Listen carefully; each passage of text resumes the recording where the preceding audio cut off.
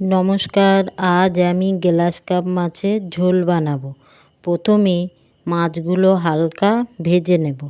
তারপরে ওই তেলে কালো জিরে ফোড়ন দিয়ে পেঁয়াজ কুচি দিয়ে একটু ভাজা ভাজা করে আদা রসুন বাটা দিয়ে নাড়াচাড়া করে জিরে সর্ষে কাঁচা লঙ্কা একসাথে বাটা মশলা দিয়ে টমেটো বাটা দিয়ে একটু নাড়াচাড়া করে হলুদ গুঁড়ো লঙ্কা গুঁড়ো দিয়ে নেড়েচেড়ে অল্প জল দিয়ে মশলা কষিয়ে নেব।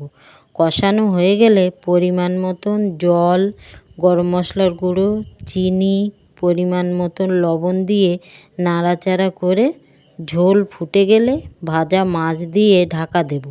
ঝোল কষে এলে ঢাকা খুলে কাঁচা লঙ্কা দিয়ে আবার ঢাকা দেব। কিছুক্ষণ পরে ঢাকা খুলে নামিয়ে নেব। তোমাদের ভালো লাগলে লাইক কমেন্ট করে জানিও।